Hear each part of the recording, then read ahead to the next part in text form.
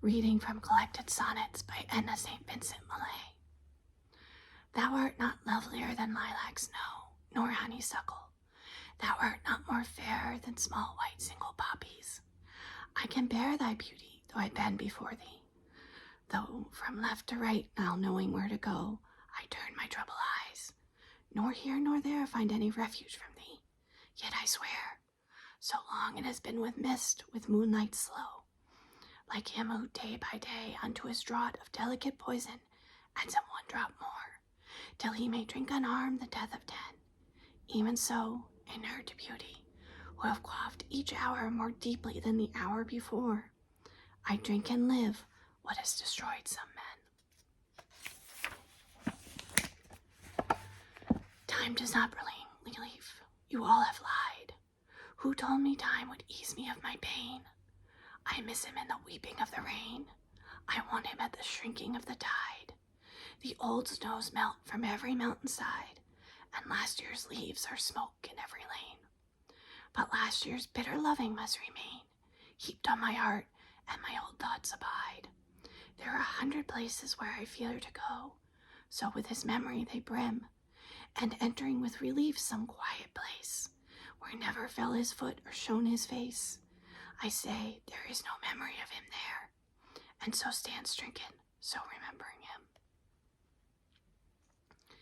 Mindful of you, the sun, earth, and spring, and all the flowers that in the springtime grow, and dusty roads and thistles, and the slow rising of the round moon, all throats that sing the summer through, and each departing wing, and all the nests that the bared branches show, and all winds that in any weather blow, and all the storms that the 4 seasons bring.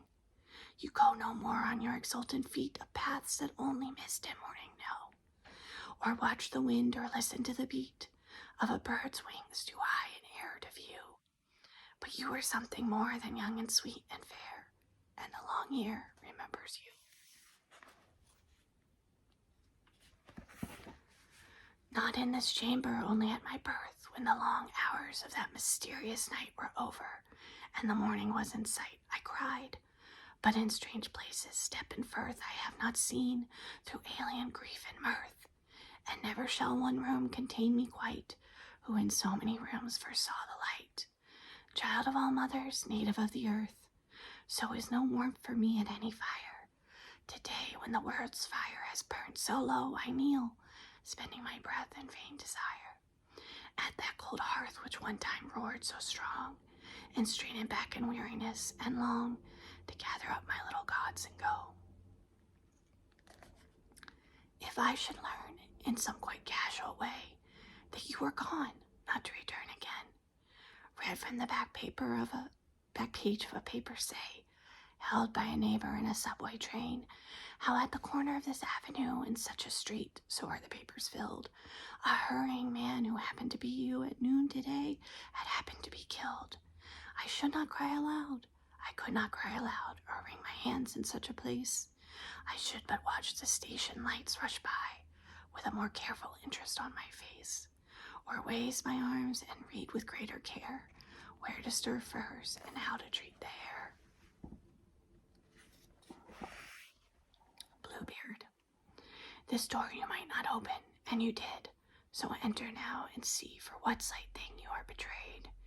Here is no treasure hid, no cauldron, no clear crystal mirroring the sought for truth, no heads of women slain for greed like yours, no writhings of distress, but only what you see. Look yet again, an empty room, cobwebbed and comfortless.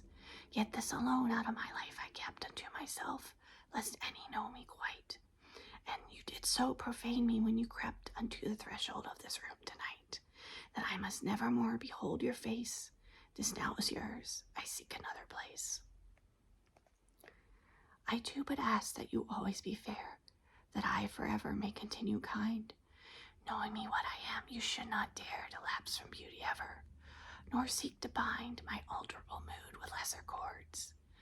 Weeping in such soft matters but invite to further vagrancy, and bitter words, chief soon to irremediable flight. Wherefore I pray you, if you love me dearly, less dear to hold me than your own bright charms, whence it may fall that until death, or nearly I shall not move to struggle from your arms. Fade if you must, I would but bid you be like the sweet year, doing all things graciously. Love, though for this you riddle me with darts, and drag me at your chariot till I die, O heavy prince, O banderer of hearts, yet hear me tell how in their throats they lie, who shout you mighty thick about my hair. Day in, day out, your ominous arrows purr, who still and free, unto no querulous care, a fool, and in no temper worshipper.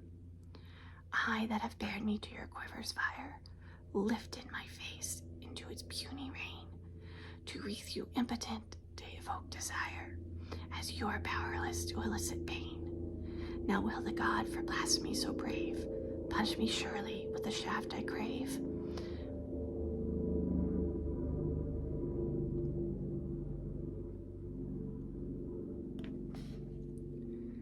I think I should have loved you presently, and given in earnest words I flung in jest, and lifted honest eyes for you to see, and caught your hand against my cheek and breast, and all my pretty follies flung aside, that won you to me, and beneath your gaze, naked of reticence and shorn of pride, spread like a chart my little wicked ways.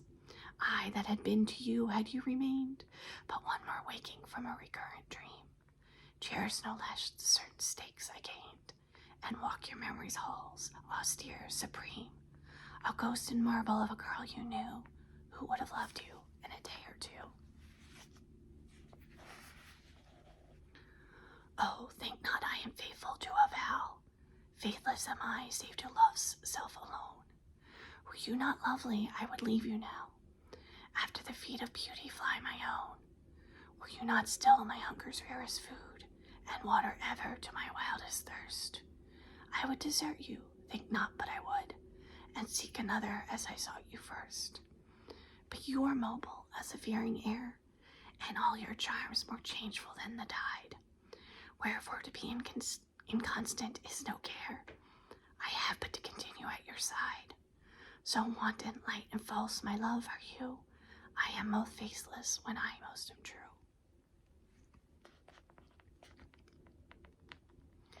I shall forget you presently, my dear, so make the most of this your little day, your little month, your little half a year, ere I forget or die or move away, and we are done forever. By and by I shall forget you, as I said, but now, if you entreat me with your loveliest lie, I will protest you with my favorite vow.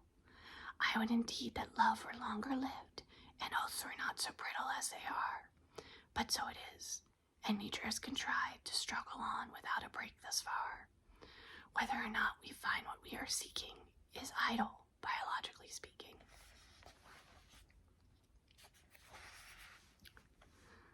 We talk of taxes, and I call you friend. Well, such you are, but well enough we know how thick about us root, how rankly grow those subtle weeds no man has need to tend, that flourish through neglect and soon must send perfume too sweet upon us and overthrow our steady senses. How such matters go, we are aware, and how such matters end. Yet shall be told no meager passion here, with lovers such as we forevermore. Isolde drinks the draught, and Guinevere receives the table's ruin through her door. Francesca, with the loud surf at her ear, lets fall the colored book upon the floor. Into the golden vessel of great song, let us pour all our passion.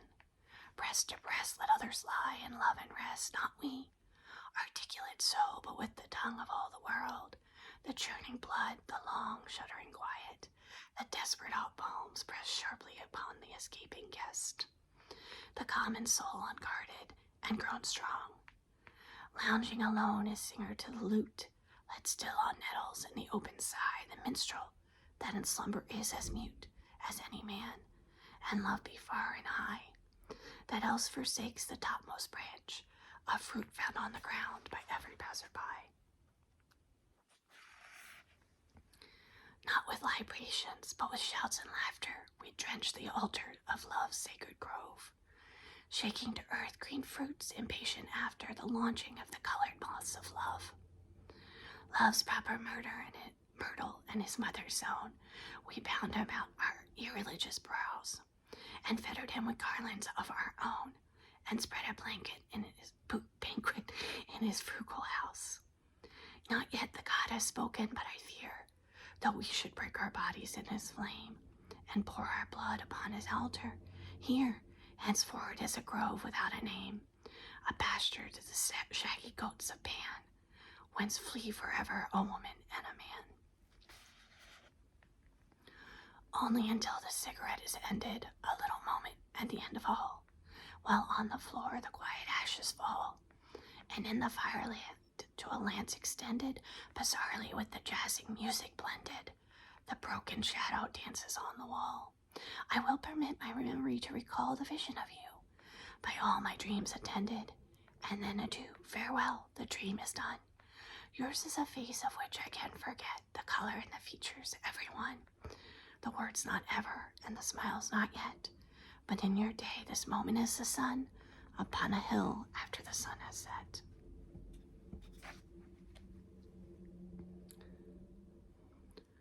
Once more into my arid days like dew, like wind from an oasis, or the sound of cold sweet water bubbling underground.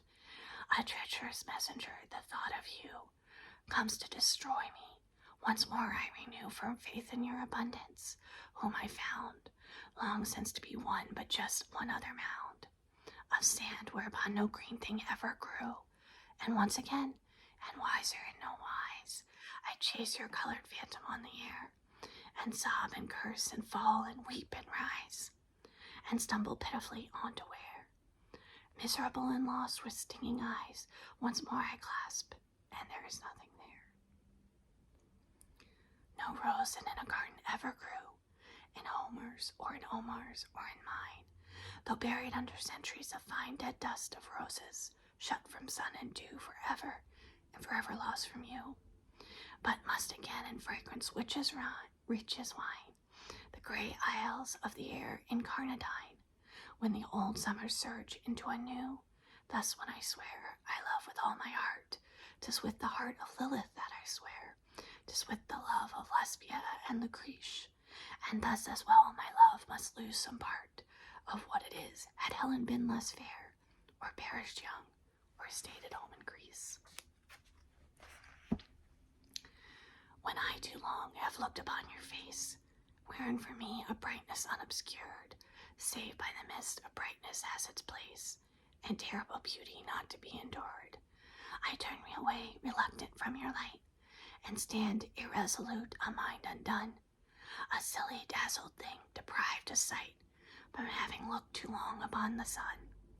Then it is my daily life a narrow room, in which a little while uncertainly, surrounded by impenetrable gloom, among familiar things grown strange to me, making my way, I pause and feel and hark, till I become accustomed to the dark.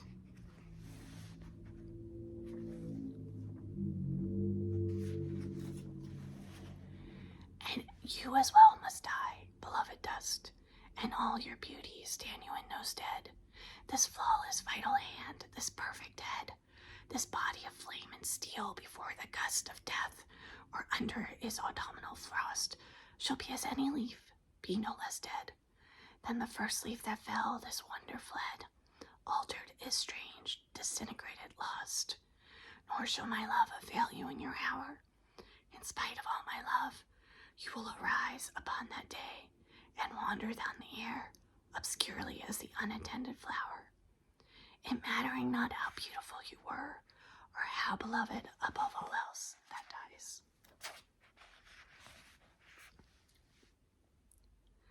Let you not say of me when I am old, in pretty worship of my withered hands, forgetting who I am and how the sands of such a life as mine run red and cold, even to the ultimate sifting dust. Behold, here walketh passionless age, for there expands a curious superstition in these lands, and by its leave some weightless tales are told. In me no Lenten wicks watch out the night. I am the booth where folly holds her fair, impious no less in ruin than in strength, when I lie crumbled to the earth at length. Let you not say Upon this revered sight, the righteous groaned and beat their breasts in prayer. Last one for now. Oh, my beloved, have you thought of this? How in the years to come, unscrupulous time, more cruel than death, will tear you from my kiss and make you old and leave me in my prime. How are you and I, who scale together yet a little while the sweet immortal height, no pilgrim may remember or forget. As sure as the world turns, some granite night shall lie awake and know the gracious flame gone out forever on the mutual stone, and call to mind that on the day you came I was a child, and you are hero grown. And the night pass, and the strange morning break upon our anguish for each other's sake. Subscribe below and come back later for more poetry and maybe some other